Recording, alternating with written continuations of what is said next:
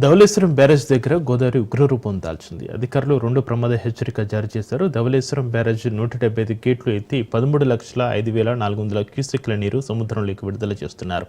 Barrage దగ్గర గోదావరి నీటి మట్టం 13.9 అడుగులు ఉంది.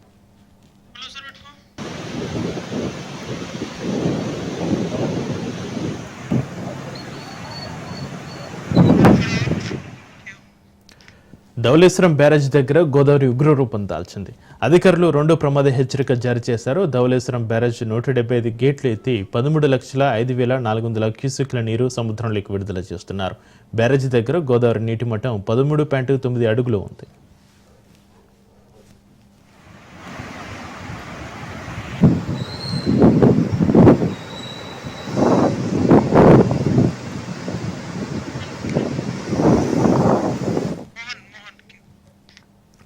ధవళేశ్వరం బ్యారేజ్ దగ్గర గోదావరి ఉగ్రరూపానికి సంబంధించి మరింత సమాచారాన్ని మా ప్రతినిధి మోహన్ ఫోన్ లైన్లో అందిస్తారు. మోహన్, అధికారులు 2 ప్రమాదక హెచ్చరిక జారీ చేసినట్టుగా తెలుస్తుంది.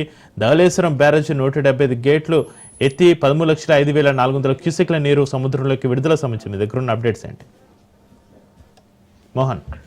Good morning Chakri. ప్రస్తుతం మనం చూసుకోవచ్చు గోదావరి ఉగ్రరూపం దాల్చుతుందని చెప్పుకోవాలి. ఇక్కడ మనం చూసుకుంటే ఎందుకంటే అనాదిగా వస్తున్నటువంటి ఆచారం ప్రకారం అక్కడ ధవళేశ్వరం బ్యారేజ్ వద్ద ఎక్కడైతే ఆ వాటర్ ఫ్లో మన నెల వరకు పెరిగింది, అక్కడ స్లో అవుతుంటే అక్కడ డౌన్ అవుతుంటే ఇక్కడ మన ధవళేశ్వరం బ్యారేజ్ వద్ద ఈ వాటర్ ఫ్లో పెరిగి ఇక్కడ ఈ మొత్తం ఇవన్నీ కూడా లెవెల్స్ పెరిగే అవకాశాలు కనబడుతూ వస్తాయి. ఈ ఆచారం ప్రకారం చూసుకుంటే ప్రస్తుతం ఉదయం 6 గంటల సమయంలో అధికారులు 2వ ప్రమాద హెచ్చరిక జారీ చేశారు అధికారికంగా. ఇప్పుడు మనం చూసుకుంటే 7 గంటలకి ఇదే గేజ్ లెవెల్ చూసుకుంటే 14 అడుగులు ఉండగా సర్ప్లస్ ఏదైతే వాటర్ ని 13,22,659 క్యూసెక్ల నీరుని సముద్రంలోకి అధికారులు విడుదల చేస్తున్నారు. ఎందుకంటే ఈ బ్యారేజ్ ఏదైతే ధవళేశ్వరం బ్యారేజ్ కూడా మనం ఇటీవల వచ్చినటువంటి వాదనలు చూసుకుంటే బ్యారేజ్ కూడా కొంచెం మరమ్మతులకు చేయాల్సి వచ్చిన నేపథ్యంలో అది కూడా చాలా ఇబ్బందిగా ఉంది.